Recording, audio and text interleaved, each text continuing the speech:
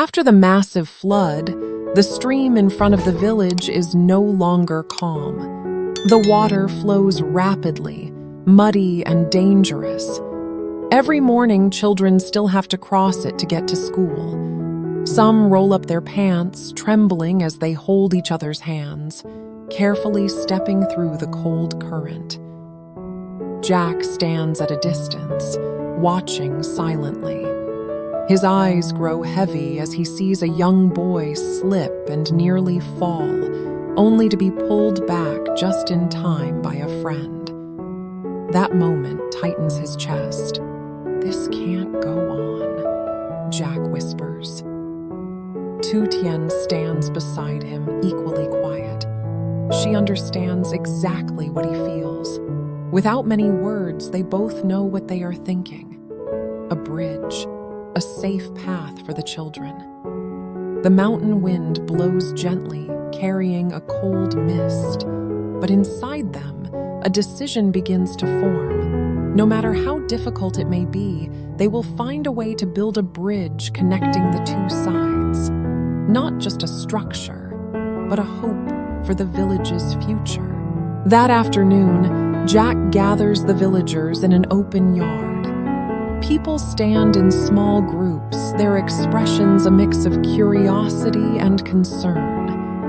Everyone knows things are still unstable after the flood. Jack steps forward, his voice calm but firm. "We need to build a bridge." The crowd murmurs. An older man speaks up. "Building a bridge isn't simple. We don't have enough money." Another shakes his head. "The current is too strong. It's dangerous." Jack pauses for a moment, then continues. "Yes, it will be difficult. But if we don't do it, the children will continue facing danger every day." The atmosphere grows quiet. Tu Tien steps beside him, her eyes determined. "We will contribute most of the cost, but more importantly, we need everyone's support." The villagers begin to look at each other. Their expressions slowly shift, from worry to thoughtfulness. Then one man raises his hand. "I'll help." Another follows, then another. A spirit of unity is ignited. In the following days, construction officially begins. From early morning, the village becomes lively. Some cut bamboo in the forest, others carry wood, while a group stretches steel cables across the river. No one stays aside. Jack takes on the most dangerous tasks. He climbs high points to secure the cables, checking every knot carefully. Sweat soaks his shirt, but his eyes remain focused. Tu Tien doesn't handle heavy work, but she is always there to support. She brings water, treats minor injuries, and encourages everyone when they feel exhausted. Laughter and voices echo through the mountains. Despite the hard work, the sense of unity gives everyone strength. Below them, the river continues to rush fiercely, but above, a bridge is slowly taking shape.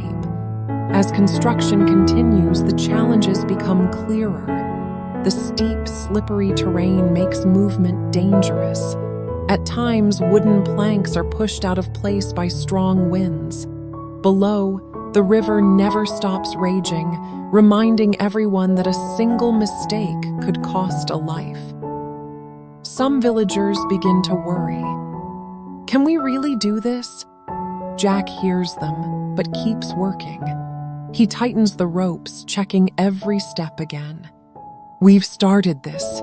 We will finish it," he says. His voice isn't loud, but it carries strength. Tu Tien watches him, her eyes filled with both concern and pride. She knows he carries not just the project, but the trust of the entire village. The difficulties don't stop them. They make them more determined. Amid the exhausting days, there are rare, peaceful moments. At noon, villagers rest by the river, sharing simple meals and water. Jack sits down, taking a breath. Tu Tien hands him a bottle of water and says softly, "Take a break." He smiles, his eyes softening. "With you here, I don't feel tired." She shakes her head lightly, but a small smile appears. No grand words are needed. Just a glance is enough for them to understand each other. Between the sound of wind and water, their bond grows stronger than ever. No matter how difficult the path ahead may be, they will always stand together. One afternoon, as the most critical part of the bridge nears completion, Jack climbs up to secure the final cable. Below, villagers hold the ropes tightly. Suddenly, a section of rope slips. "Watch out!" someone shouts. Jack loses his balance. He tries to hold on, but it's too late. His body slips, crashing against the wooden frame before hitting the ground. Everything happens in seconds, yet feels endless. Tu Tien rushes forward in panic. "Jack!" Her heart feels like it stops. Tu Tien kneels beside Jack, her trembling hand touching his shoulder. "Jack, can you hear me?" He winces, slowly opening his eyes. Luckily, he is conscious, though his arm is scratched and his body clearly in pain. "I'm okay," Jack says weakly, but Tu Tien cannot stay calm. She quickly calls for help to carry him back to the clinic. Along the way, she holds his hand tightly, as if afraid that letting go might make him disappear. The villagers remain silent, their eyes filled with concern. No one expected an accident so close to finishing the bridge. Tu Tien looks at Jack, her heart racing. In that moment, she realizes she cares about him more than anything.